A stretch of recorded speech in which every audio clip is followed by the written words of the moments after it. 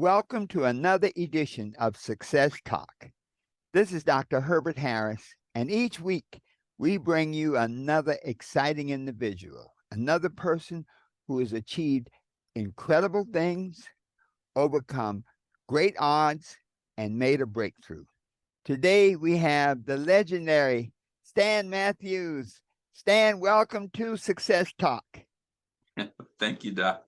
Always a pleasure to be with you, my friend. Well, I'll tell you, Stan, your organization has touched so many levels of the economy, of entrepreneurship, and in specific in business and entrepreneurship in the African American community. So I take my hat off to you, man. I think your presence is like an oasis. Well, I would just say this.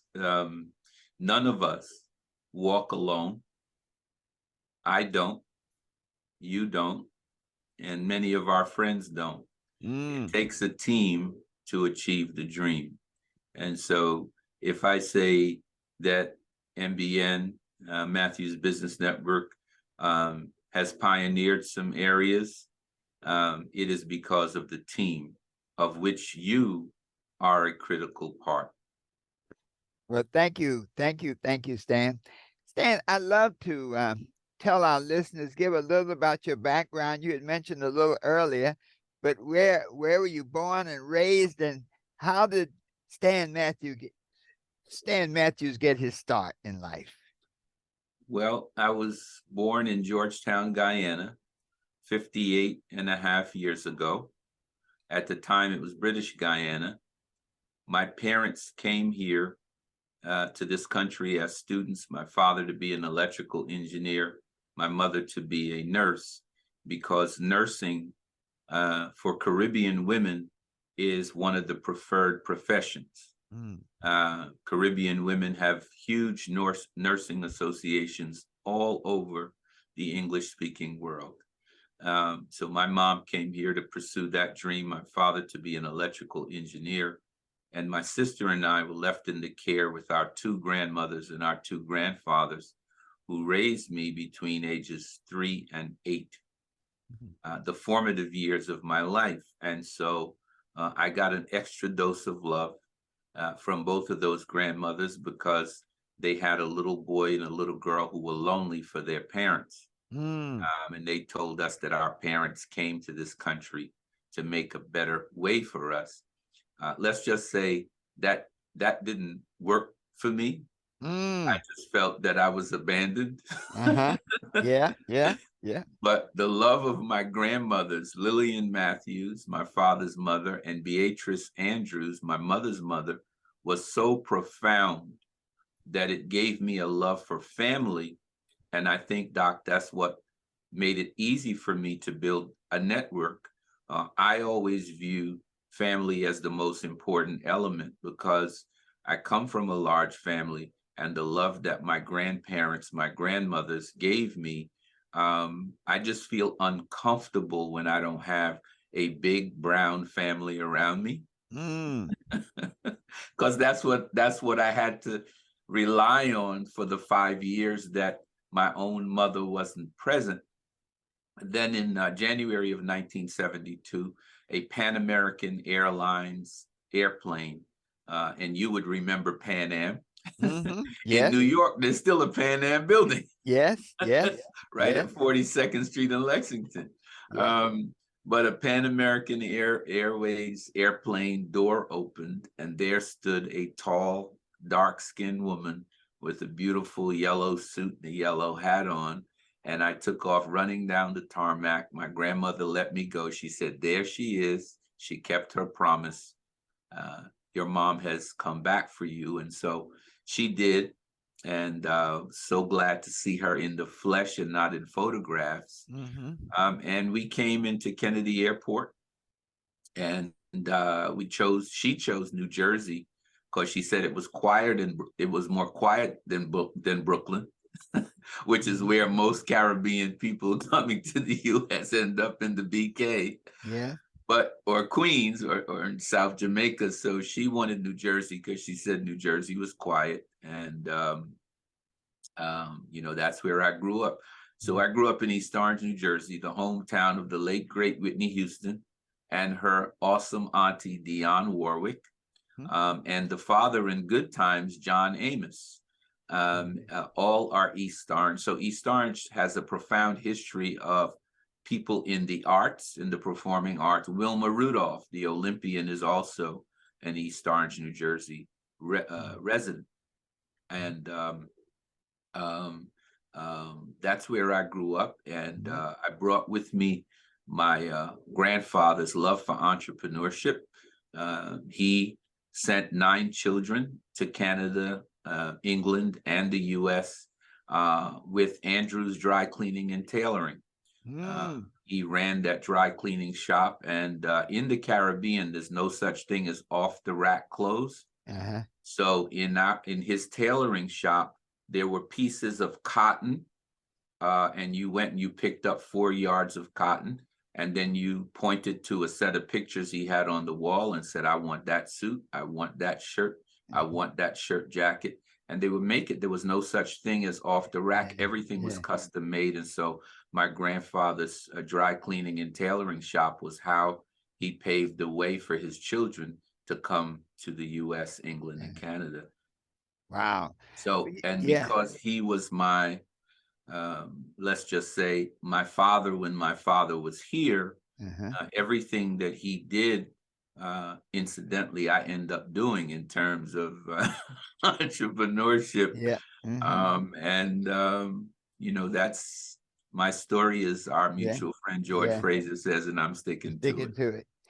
Well, Stan, that seems to be kind of the model for so many people, because my daughter's mother,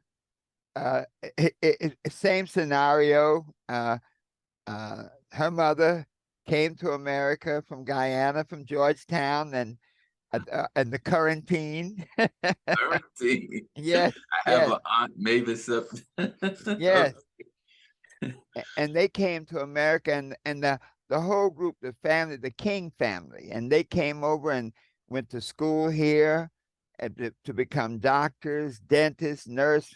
Most of them involved in the medical community, and the others went to England. I guess a part of that British West End, British Guyana, that pipeline. Right. But it seems to be that was a model for people coming to America to make a better way. But it's interesting. I think they came here with a certain attitude that they were going to make it. Well, I would say this. I'm a student of history. I love all things history. And among others, I have been mentored by Dr. John Henrik Clark, Dr. Leonard Jeffries, Professor James Smalls, among others. And I'll tell you what I think is you're revealing.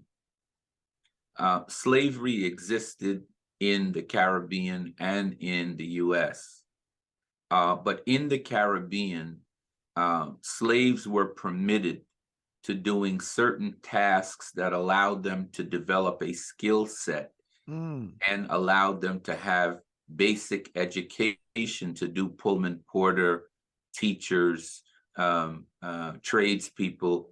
Whereas in the US, slavery manifested itself as a system which denied the slave any education because the masters in the US were fearful about that. They didn't even, Frederick Douglass says in his first autobiography that his master's daughter taught him to read the Bible. And then when he got the basic concept of how to read, then he read on his own. But there were laws in the US that would put to death man, woman, or child that was found out to have taught a slave how to read. I'm not saying slavery was good in the Caribbean. I'm saying that it permitted a certain development capacity, and that capacity was brought to the US with those people. They had basic skills and they had basic aspirations, whereas the denial of access to education with the threat of violence for educating slaves, I think contributes to that work ethic that you see. I don't ever want any African American to think that any Caribbean American is better than them in any way. It's just that the system that we were both oppressed under manifested itself differently Yes, in yes. the Caribbean. Well, it's interesting. In the Caribbean, in England, and most of those countries, slavery was ended by legislation. Mhm. Where in America, 600,000 people had to die to end slavery in the Civil War. So it really shows a difference in intent, you know, and how they felt about the institution. Well, Malcolm X says that, the difference is being eaten by a wolf or being eaten by a fox. Good Let's point. just Good say the point. English were foxier. Yes, yes, yes, yes. Wow. But That's yeah. they still manifest their control Uh-huh. differently. I mean, if you look at the British Commonwealth, um, the English investor class, still Mhm. very much controls all 25 CARICOM countries, Mm. still very much controls India with 900 million people, still very much controls English and French-speaking Africa, although they permitted a certain level of freedom for the basic things like the economies, they Mhm. still very much call the shots. Mm. You know that idea of ending slavery by legislation as opposed to actual warfare shows a different mindset.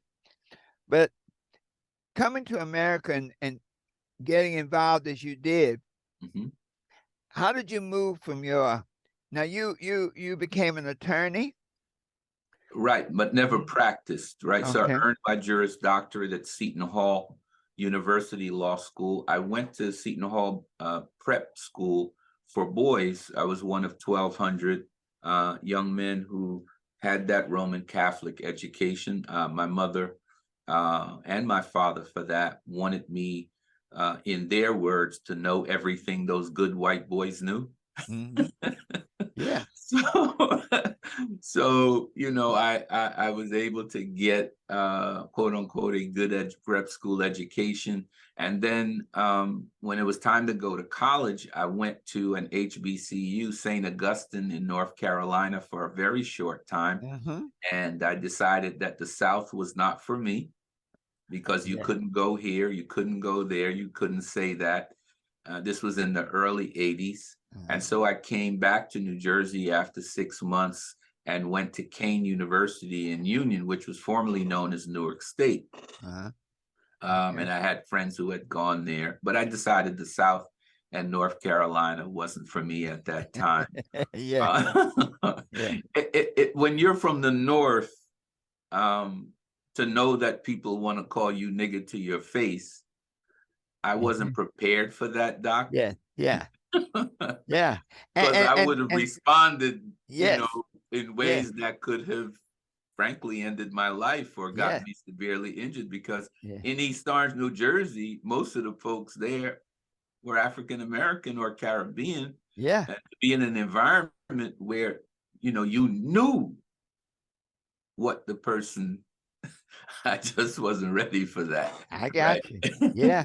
And the reverse, leaving from the South, going to the North, was a whole different experience. It was just amazing. It was like a breath of fresh air to be able to walk, because there was no communication. When I went to Columbia from the South, I came up from a segregated school, and I was being interviewed, and the interviewer asked me. He said, you know, when you were in the South, how did you get along with white people? I said, well, we didn't. We didn't interact. Yeah. In those days, you didn't interact. We had black people didn't even take the college boards. They had a separate exam called the Merit Scholarship. So I was the first black person in my town to take the college boards. So I told him, I said, we never had any conversation. I said, the entire first 16 years of my life when I was in the South, I never had a meaningful conversation with a white person, period. And they were shocked, but they just had no concept of what it was like in the South. And then someone coming from another country, coming from the North, coming to the South, I can see how you're like, wait, this is not for me. Absolutely. James Baldwin, my favorite writer when I was in college, said that the wounds of the Negro are very evident psychologically, physically, spiritually. He said the wounds of American slavery and segregation in whites are hidden, but they are very real. Yes. He Yes. said that the Negro suffers from a false inferiority complex. The Caucasian suffers from a false superiority complex that they find out when they compete against other people and they lose. Mm. Yes. Yes. Because they're not prepared. Wait a minute. How did this Asian girl outdo me in the spelling bee? Yes. Yes. How did this young man from Africa outdo me in mathematics? Yes. Yes. They're not prepared.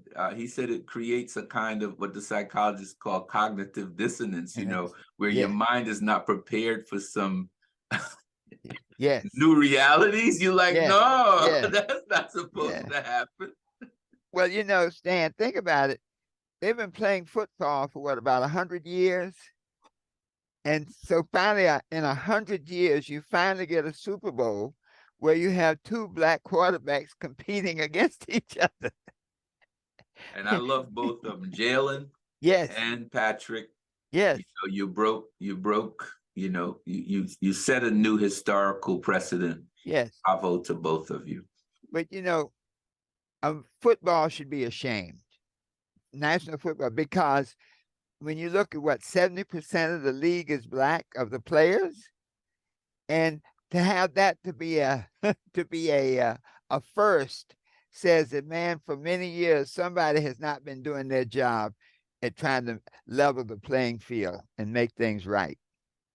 Well, Dr. John Henrik Clarke said at African Echoes one year that prior to integration, Black Wall Street, which is a thing now, existed all across the South. And existed across the West after the Civil War. Many Blacks went to states like Colorado and others, and there were Black Wall Streets in Denver. The reason why there was a Black Wall Street that was so strong in Oklahoma, the slaves from Alabama and Georgia, they went west after the Civil War. They didn't want to see the South again, and they settled. The other thing Dr. Clarke said is some of these people, what was not really known about their economic success is on a slave plantation. The carpenter was black. The plumber was black. Yeah. The guy who drove the car was black. The guy who ran the cotton gin. So he said these people had resident talents because they ran the show. Yes. So when they became free and they went out to the Midwest and the West, they knew how to do stuff. The people who told them what to do was at a loss, because all these craftsmen, they knew all kind of, they were able to build that. And Dr. Clarke said that before integration, these people built Black Wall Streets all over the country, Tampa, Tulsa, all over. But, he said integration could be said, and I would agree with him, to be a bag that you received where someone said, son, that's a bag of candy. And you reached in and it was actually a bag of worms. No, there's a downside to this integration thing. Businesses that these Black Wall Streets and these strong economic communities that we had built fell apart as we gladly rushed into this hotel or that hotel just to be there. That was not ours. Movie theaters that we had all across the country collapsed. Yes. Yes. Because Well, we yeah. want to go to Broadway, and we left Yes. behind. Yes. Well, in the South, it's interesting you said that, Stan, because in North Carolina, the Brown versus the Board of Education was 1954. They didn't integrate the schools here until 14 years later of legislation. I mean, they fought it tooth and nail.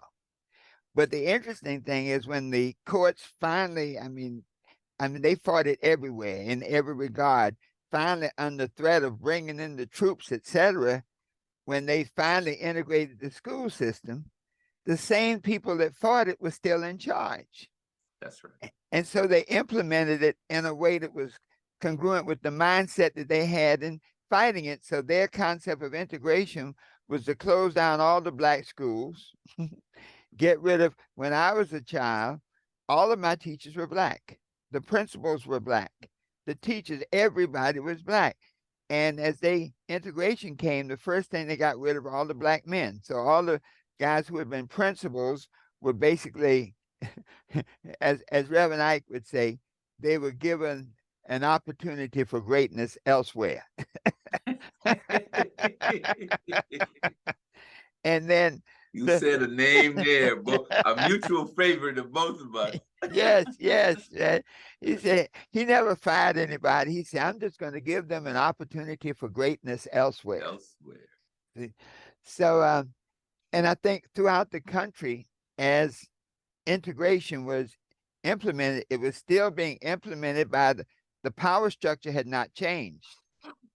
And so the people who implemented it closed the black schools, got rid of the black male teachers, and slowly phased out the black female teachers. I interviewed a doctor last week, and he said that there were more black men and women in medical school in 1970 than they are right now.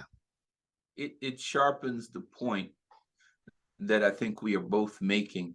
I do believe in the creed of America, one nation under God, indivisible, with liberty and justice for all. I believe in that through and through. But the question becomes, when was that ever real? Mm.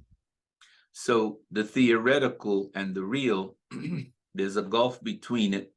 And, you'll often hear, and you'll hear President Biden say tonight that we're trying to make the union better. Mm-hmm. It has some ways to go, in my view, even in the aftermath of the election of Barack Obama. We can see that in our lives after Barack Obama, George Floyd happened. Mm-hmm. Yes. Right. Yes. Tyrese Nichols just happened. Yes. A young man walks into Mother Emanuel and says to the deaconess that greets him at the door that he just wants prayer. And he goes and sits in the balcony and opens up his coat and pulls out an automatic weapon and slays 19 of us. So this all happened, after we elected the first. So America has always been a paradox. On the one hand, the promise and the opportunity that would elect Barack Obama and add Kamala Harris as vice president. And on the other hand, America has a side that is so ugly, so immoral, so violent. And we saw it on January 6th. Yes. It was out in the open. Yes. Wow. So America's, as far as I'm concerned, is still becoming. It is not there yet. Yes. Well, Stan, as we coming from that framework, what really spurred your interest in entrepreneurship, and in particular Black entrepreneurship? What was that seed, that spark that set you on this present path?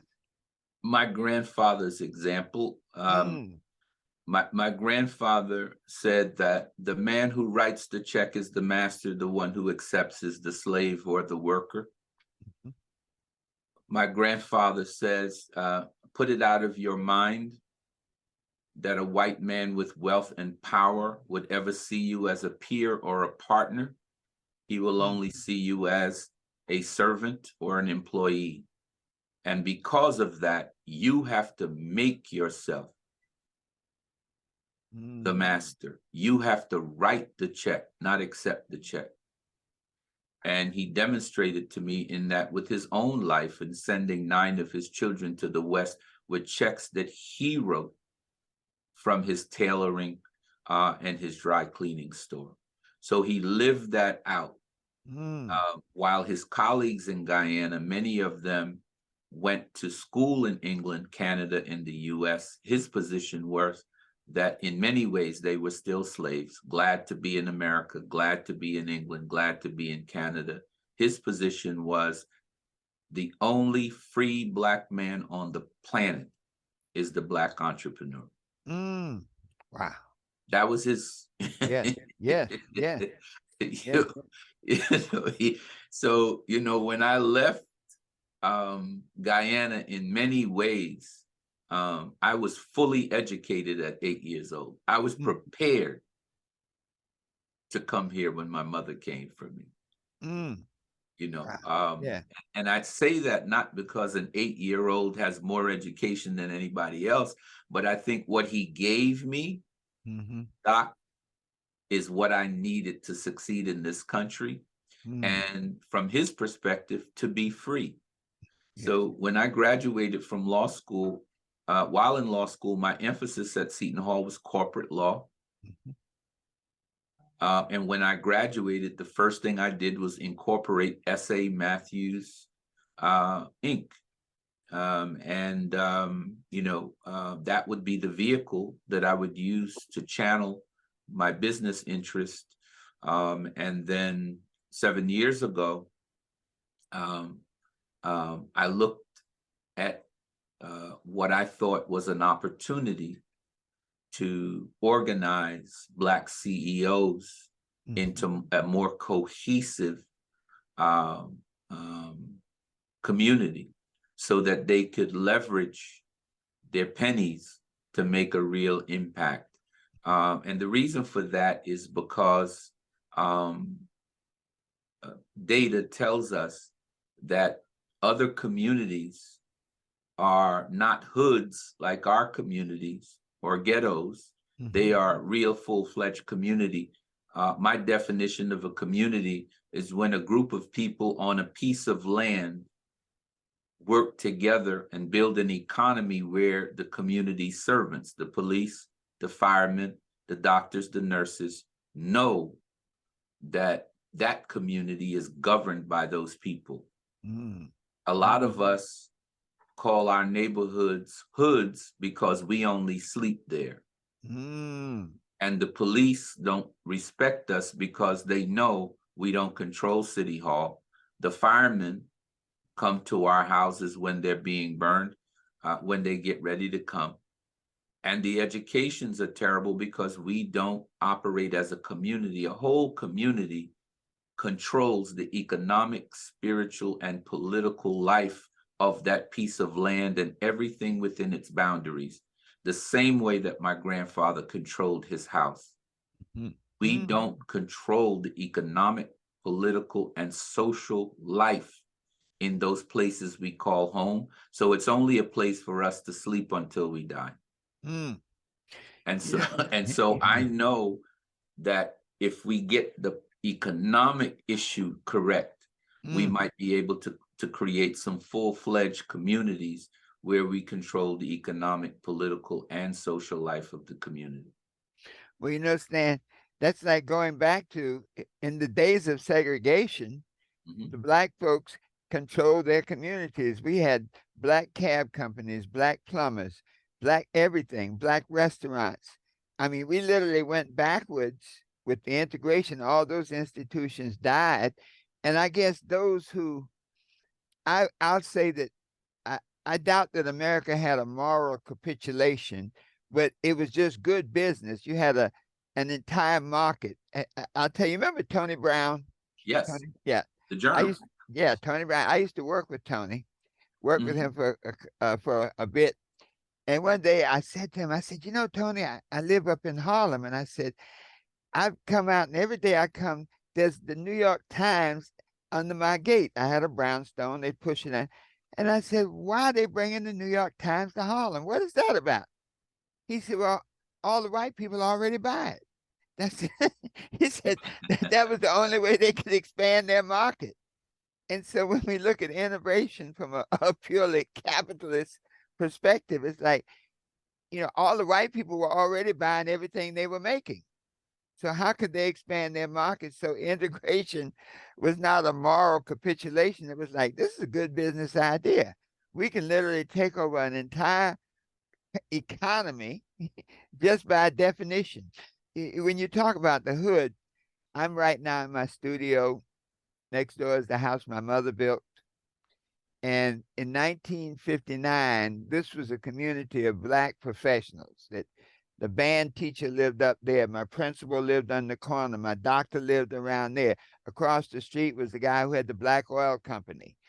Around the corner was the Black garage, the mechanic shop. Yeah. And once the community deteriorated, you know, the young people couldn't find work. And as you say, when they recognized how the South was operating, they left and went other places. And so it went from being a neighborhood to becoming a hood. Okay. That's right. Now, though, same Right. neighborhood, same buildings, same houses. It's some young white people developed something called the cargo district. So they put up a sign now, and now we live in the cargo district. It's no longer the hood, it's the cargo district. And just by putting up that sign and creating that new definition, our property values have tripled. That's right. So a Guyanese scholar by the name of Walter Rodney, who I have a great respect for, wrote a book that's a cherished book of mine called How Europe Underdeveloped Africa. And what Dr. Rodney says in that book is any economist will tell you whatever you invest in, you get more of. Mm. Whatever you underinvest or don't invest in, you get less of. So what Dr. Rodney was revealing, and we still have this trouble, and this is why MBN became, my focus and my passion for the remainder of my life, is that in the Asian community, $1 circulates at least 36 times. It touches 36 Asian hands before it leaves. In the vaunted Jewish community doesn't even outdo them. The dollar circulates 19 times. In our community, 6 hours and it's gone. So it creates an underinvestment in those communities that we call home. Now, what does God have to say about this? God has blessed us with, in the US, between our Spanish, French, and English-speaking brothers and sisters, $4.3 trillion last year. Globally, $10.5 trillion. If we take our global income last year, we are the 6th wealthiest nation in the world at the UN, Blacks worldwide. So now we have this massive sum, but we only circulate 6 hours and we only spend 2% of that with each other. Were we to redefine by our education, our advocacy, and our leadership, Doc, that love in action would mean instead of just being a consumer, you become an owner and an investor. Mm-hmm. And you circulate and invest in yourself. If we had the equivalent of the Asians, if $1 circulated in Black and brown communities 36 times, think about $10.5 trillion staying in our hands 36 times. The plumber gets a piece, the carpenter gets a piece, the grocery store gets a piece. Man, yes, yes. So that's why MBN. So we say in MBN that, whatever you need is within the network. And if you need a referral to someone in the network, just today, a very successful brother and sister in our network, they own an optical center in Philadelphia. the wife called and she said, Stan, I know we have the network and I know you said everything is in the network. I want to treat my husband to the Super Bowl. Can you help? Well, a member of MBN who was my high school competitor. We played football, basketball, and track against each other, but we were always friends because we were both Christians. So we went to the same church. We just, were on competing teams. Just McDonald played in the NFL for 8 years, was on a national championship team at Penn State. I called Q and I said, Q, Tracy Davis wants to surprise her husband, Steve, with a trip to the Super Bowl, but she has no way to get a ticket. And we always look inside the network first. He said, really? I said, yeah. He puts his wife on the phone. She's got 10 tickets. Woo! Wow. So Wow. as George revealed to all of us that there are Black folks doing it to death all over the country. Yes. But their power is dispersed. It's not concentrated. Wow. So if we think of his concept, you know how he pulls out the little chart with the dots, shows you we're all over the place. But if you look at it as connected, now everything is in the network. Now she's gonna get to treat her honey to a Super Bowl that he's never been to because somebody in the network, because that's my thinking. My thinking is that we have it in the family. If we will open our minds and open our hearts, it's in the family. Yeah. We got somebody in here. Yeah. Well, two things, Stan. One is you were talking about money circulating, and very often people don't really, they hear it. But I was just thinking, now having grown up in the Black communities, let's just say, so $1 million we make. Now that same $1 million goes through the Black oil company.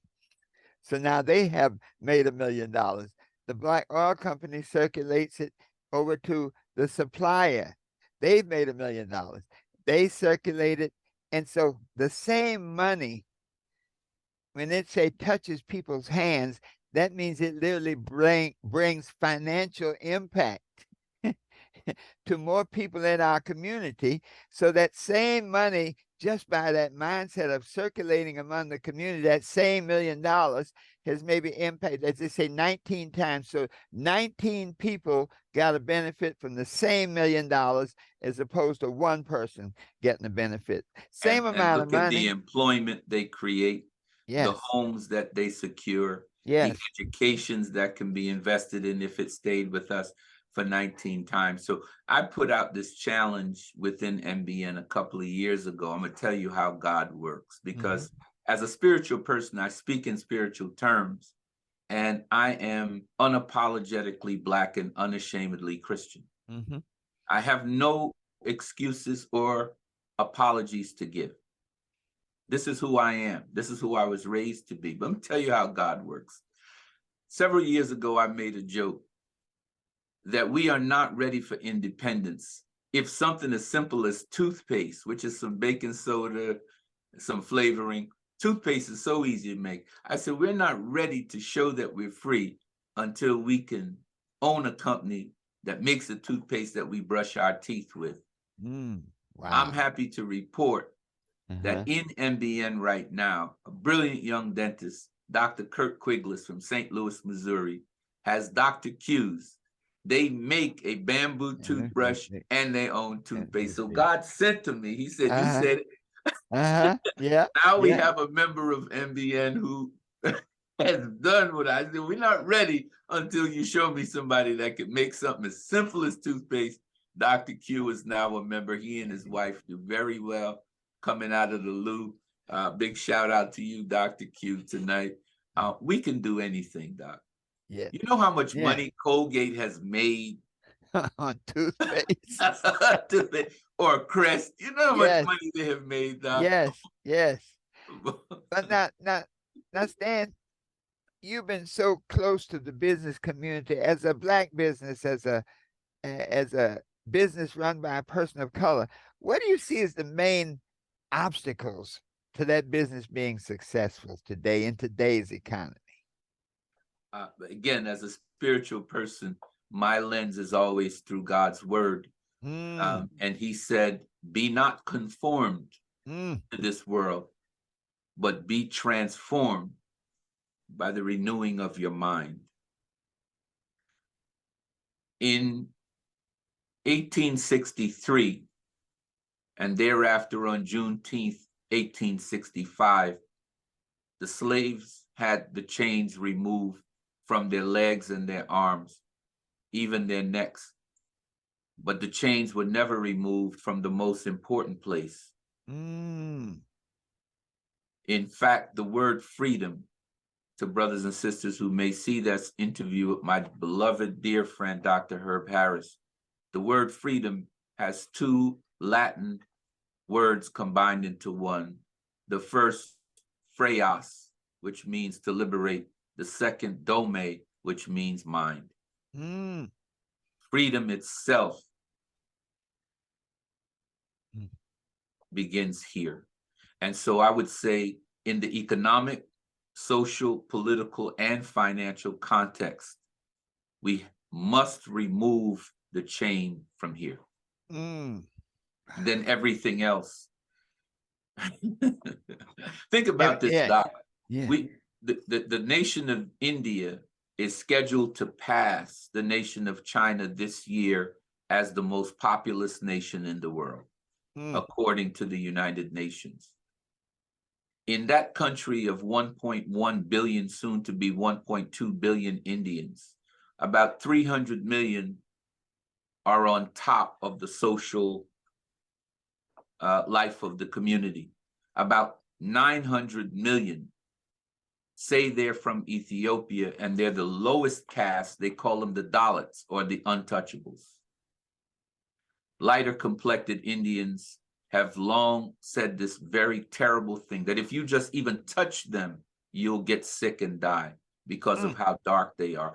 And the Dalits of India say that thousands of years before, their people came across the Red Sea from Ethiopia, and that is their homeland.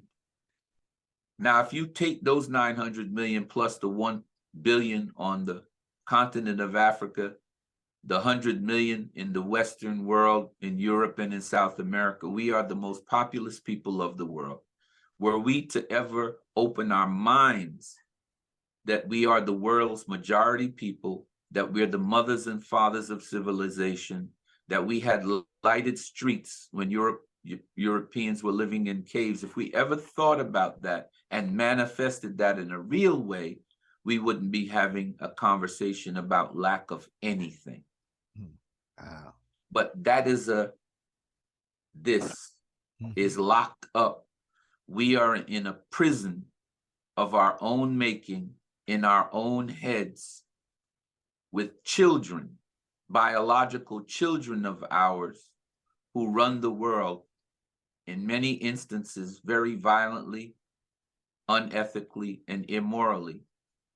And because we don't see ourselves as the mothers and fathers of civilization and a people that can do anything, as Marcus Garvey said, and as Reverend Nike always told us, whatever you put after I am is your truth.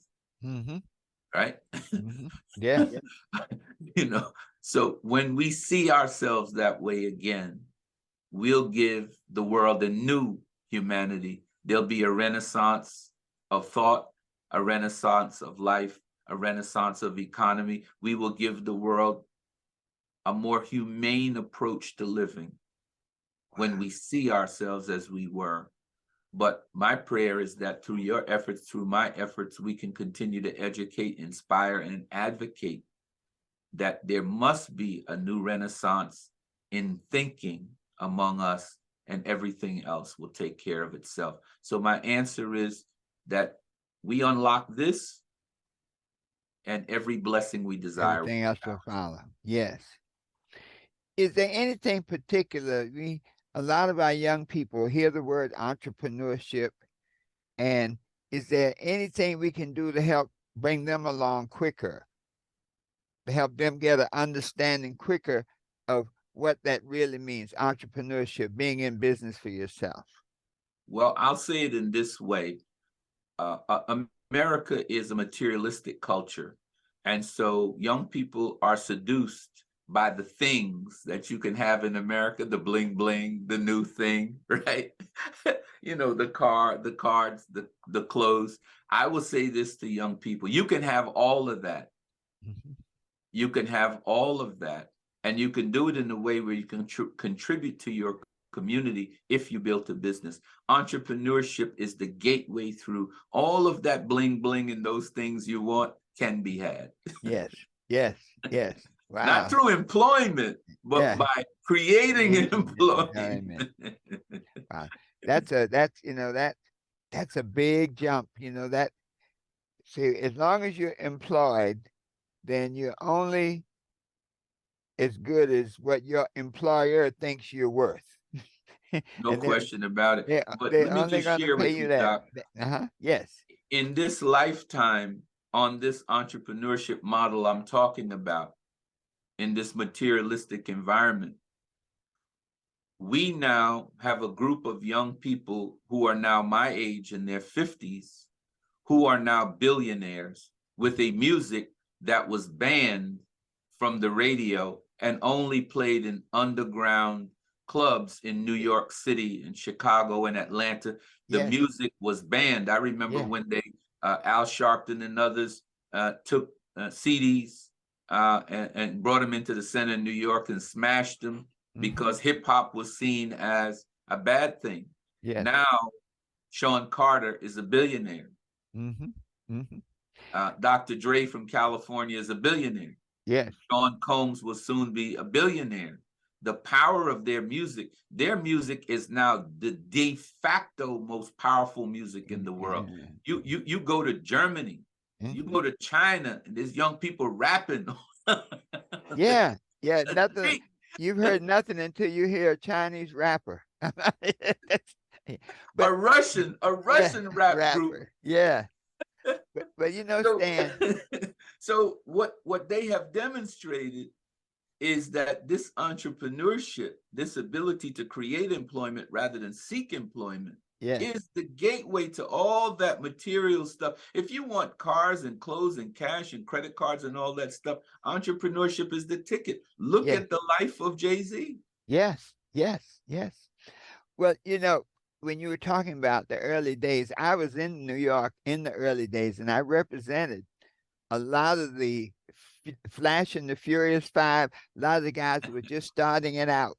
Mhm. And I remember talking about how entrepreneurship, a group of young black men had a company called the Disco Den. And they had over 300 DJs because they wouldn't play rap music on the radio. Okay. The record companies wouldn't deal with it. And so Sylvia from over in New Jersey, in East Orange, Sylvia, what was her last name? Nikki and Sylvia Robinson. When they came out with the rap music, well, the first main line, Curtis Blow was like hitting mainline, and then Nile Rodgers in that group. But that group of young black men, those 300 DJs, and then they spread to other cities. And the one thing about capitalism, if the people who are in power see you have something that works, they'll run to the front of the line. So when the capitalists, when the record companies saw that these young men, young black men, were making that money without them, man. Well, you're revealing a truth. Uh-huh. Rick Rubin, a young Jewish man, Yes. was invited uptown to see two brothers and their friend named Run DMC. Yes. Rick Rubin immediately said, "I'll be your manager. I'll Uh-huh. get you in places the three of you could never be in." Yep. And the rest is history. The rest is Look history. at Clive Davis. Yes. He had Dionne Warwick, then he had Dionne Warwick's niece, Whitney Houston. Yes. Yes. I don't want to insult Clive here, Uh-huh. but Clive would be hard pressed to show you any artist that made him as much money other than his black artists. Yes. I don't want to insult him. Yes. And it's not an insult, yes. because in many ways, Clive created opportunities. All I'm saying is look at his artists. Yes. Yes. Exactly. Yes. Yes. Well, I tell you, Stan, when you really diagnose it like that, and I think these type of conversations, we may need to do a series of talks, because when we can look at it, and many of our young people, they can see that this is how this happened. This is how this came about. Then you have the other side of the coin where you remember when Isaac Hayes hit with Hot Buttered Soul? Yes, sir. Remember that? And Isaac had done a deal, I think, with CBS, one of those big record companies, Stax Music, Stax Records. And the other side, when you control everything, and I don't know all the details, but I know that they came to a contract dispute, and Isaac Hayes had to sit on the sidelines for about 10 years. He couldn't even sing his own music. Okay. That's right. And this is, again, my grandfather's theorem. The man who writes the checks is the master. The man who accepts them is the servant. Yeah. And this is why he said, son, write the checks. Yes, write the checks. And George says it this way: nothing will ever happen for us until somebody writes a check. Yes. So why don't you be the one who writes the check? You write the check. And again, we don't have to create this dynamic because we have it. Yes. Even if you talk to Sean Carter, Jay-Z right now, he will tell you to your face his role model is Sam Cooke. Mm-hmm. Many people believe that Sam Cooke didn't die in that hotel because he was with a woman of another race. They will tell you that the powers that be in music were afraid of Sam because Sam was political. He was there when Ali said he wouldn't go to the war. Sam was there with Jackie Robinson, and Sam owned all of his own music. He would not give anyone his music. Sam was saying to the artists, I'm rich, I'm black, and I'm free. Yes. And there were some people that didn't want Smokey Robinson and others and the Supremes. There were some people that didn't want that to be the case. Yeah. Even the fabled Motown had its white financiers controlling it. And Sam was saying no. Sam and Otis Redding. See? And it's interesting that both of them had unfortunate endings. Let's put it like that. Yeah. Because they were saying, they were saying, I'd rather be independent. Yes. All they were saying is, I want the right to control my intellectual property. I want to do what you're doing. I just want to be at the table doing the same thing you're doing. And now we have people who have done it.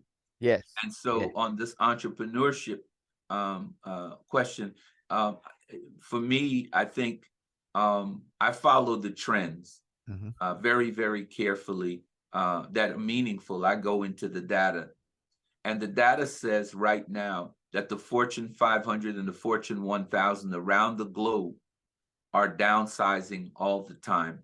And the things that they wanted to get rid of but couldn't for many years was health and pension and taxes.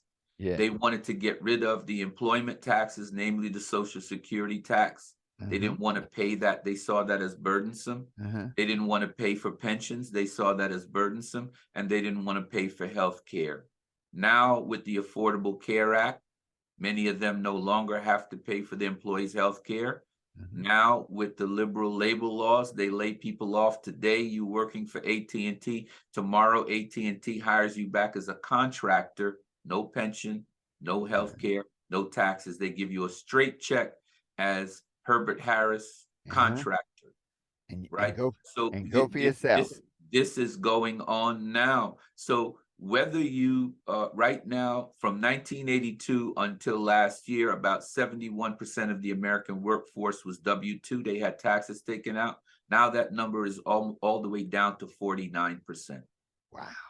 So whether you accept it or not, if you get a 1099, you are an entrepreneur. So you might as well let Herb Harris teach you how to be a successful one by listening to the 12 universal laws of success. I don't care whether you want to accept it or not. If AT&T does not take taxes, If GE doesn't take taxes, if Verizon doesn't take taxes, no matter if you had a seat in the corner for 15 years, you are no longer their employee. Mm. You are now an entrepreneur. Entrepreneur. So you might as well let Herb Harris teach you how to be successful at Yes, it. yes. And Stan, I want to thank you. You know, you've been a strong supporter of our book, The 12 Universal Laws of Yes. Success. And any thoughts about that book and how it may have impacted you or been used in the entrepreneurship arena? Yes, absolutely. So I would say this: a law is that which is unchangeable and rooted in principle. And so what Dr. Harris has revealed in his magnum opus, which is also available in China and India, one of the few Black men that could say that they have that distinction for their intellectual property and their work, is he revealed to us 12 laws that are enduring, very real, and if you use them and practice them, it will enable you to have success and security you deserve. And this is not something created by somebody behind the scenes who is his puppeteer. This comes from his own experience, his own creative thinking, and his own genius. And so on behalf of all of those who have read the book and have one on their desk, mine is sitting right over there, we thank you, Dr. Harrison. As I said, 49% American workforce now get a 1099. Black folks, if you one of those contractors that used to work for Verizon, now they're giving you a straight contract check, you need a mentor and a friend, because the Bible, our Bible, your Bible, my Bible says, how shall they know lest they have a teacher? We have Woo. one. Well, Stan, I tell you, man, thank We you. have Thank one. you. And I enjoy teaching. So I'd say I know you do. yeah. That's why I'm saying that. That's just for you, because Yes, look, the Africans have a proverb: when the student is ready, the teacher will appear. yes, yes. Well, Stan, this has been an incredible interview, and we've covered a lot. And what I realized is we got to do 2 or 3 more. There's a series here because there's so much insight that you can't find anywhere else. And so I guess my last question, statement question is, where do you see the Matthews Business Network? Where do you see it going? And any final thoughts to our audience? Right. So where I see us going is to continue to advocate for, to continue to inspire for, to educate for a free, liberated, wealthy, powerful group of people who are responsible for the economy in their own community. And wherever we are, our people on this globe need to be housed, they need to be clothed, they need to be fed, and they need to be educated. And if we do those things alone, we will be wealthier than wealth could imagine, just those.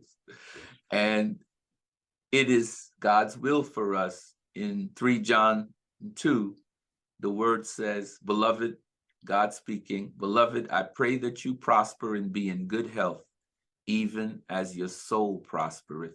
It is God's desire for you that you prosper spiritually, mentally, financially, physically. And if you're living out of prosperity, then you are living in absolute opposition for a loving God's desire for you. So why don't you just stop asking him how and tell him yes? Wow. You didn't ask him how to put the moon or the sun up, and he didn't tell you. All you have to do is stop asking him how, God, how? Just say yes. My grandmother said, if it's God's will, it's God's bill. If it's God's will, it's God's bill. Woo! I'm just gonna give it to him. He hadn't missed a payment ever. Wow. So well, that's what I see MBN doing, continuing to be an advocate. And for the entrepreneurs, what MBN always has been, it has been our mastermind. where people like Dr. Harris and Dr. Frazier come to share and contribute to your community every Monday night. Dennis Kimbrough comes all over the country, Black scholars, Black successful people like Eddie Brown of Brown Capital Management manages $8 billion right there in Baltimore. Eddie has come. Reginald Lewis's daughter, youngest daughter, is going to come to talk about her father, pioneer and leverage buyouts. We've always been a mastermind, and we promised members the following thing.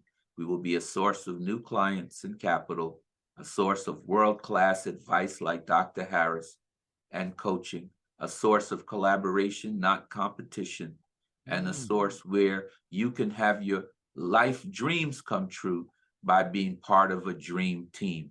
And as that dream team gets bigger and it has people like Dr. Harris come, listen, we have members of our group that just put together a multi-million-dollar deal, and we collaborated on it. There's some things that I could never aspire to, even if I wanted to. Dr. Harris can do them better than me. So why not put him on the team? Think about why they called the '82 Olympic team the Dream Team. You had Patrick Ewing in the middle. You had Irvin Magic Johnson with the ball in his hands. You had Larry Bird on one side of the court. You had Michael Jordan on the other side of the court. Of course, it was a dream team. Nobody could beat them. So we got a dream business team. Any deal you want to do, any contract you want, I assure you, if you put that on your advisory board is Dennis Kimbrough, Herb Harris, George Frazier, Eddie Brown, you're going to get that deal. They're going to say, you got who on your team? Who's that on your team? Wow. I'll say this for myself. As you probably know, this is my passion coming from my grandmother's influence on family. The only thing I take credit for in MBN, the only thing I take credit for is gathering people smarter than myself, more able than myself, more successful than myself, and having the courage to be able to call them together. That's all I do. I call together people better than Stan Matthews and say, listen, y'all not doing so well on your own. Why don't we put together the dream team and y'all do it together, and we'll win, win, win. As the president, whose name I will not mention, if we hang together, we're going to win so much, we're going to get sick of winning. Wow. Which tells you even a crooked stick could hit a mean lick, because I don't have no respect for that man, but I like the symbols of his statement. We're going to win so much. Sick of winning. Oh my goodness. Wow. Now, Stan, what's the website, the main website that people can go to learn more about the network? Sure. It's MBN Connect. MBN Connect. Now, we have just launched our affiliate platform called Grow MBN. And what Grow MBN is, you pay $199 and you become an affiliate of MBN. And anyone you then invite who becomes a member, anyone you invite who then does business, for your entire lifetime, you'll get a passive income stream from anything that they do. And you'll be able to get that into infinity. So we have launched Grow MBN, and we have two young men, Tahir Leonard, the son of one of our members in the Northwest region in Spokane, Washington, Rhonda Leonard, and a young man, Azaniah Israel, who is a brilliant young computer engineer. They put this affiliate system together themselves. And so now, if you help MBN to grow, that's why we call this new platform Grow MBN, while you are sleeping. And nobody has to tell Dr. Harris about affiliate marketing. While you're sleeping, you'll be earning money forever. So $199 is your investment, and then anybody that you invite to the network who becomes a member or buys something that we have, you'll be paid a fractional share of that income forever. Wow. So well, Stan, yes, and you're putting it together so that it's self-sustaining, self-growing, and self-fulfilling. Wow. All right. Well, absolutely. Thank you so much, Stan, for being with us.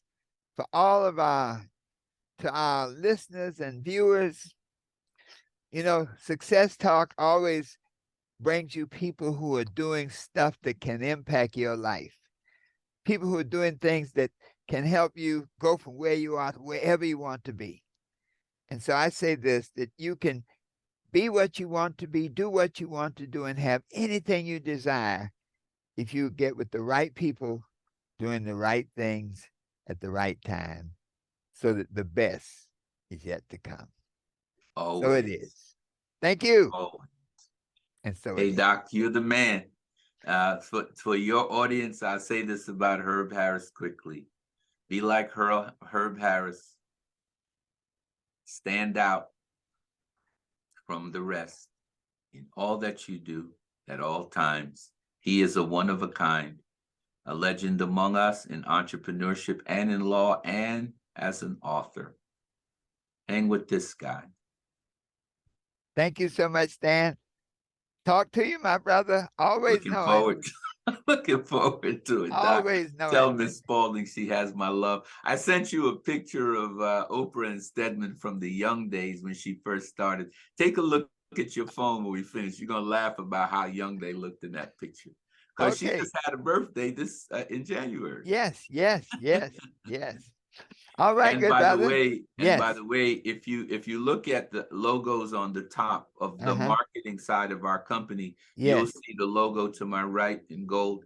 I don't have any problem letting everyone know that MBN is two things. It is the professional network, and it's also the marketing agency, which is the oldest of the two. And everything we do on the marketing side, we pattern after the Oprah Winfrey Network. Everything we do. She created the playbook. I don't reinvent the wheel. We follow her in every way, and it has profited us magnificently. So Wow. wanted to say that for Okay. another time. All right, Stan. Well, thank you so much. I tell you, we've enjoyed being with you. I know that our listeners will enjoy being with you. And as we always say, the best is yet to come.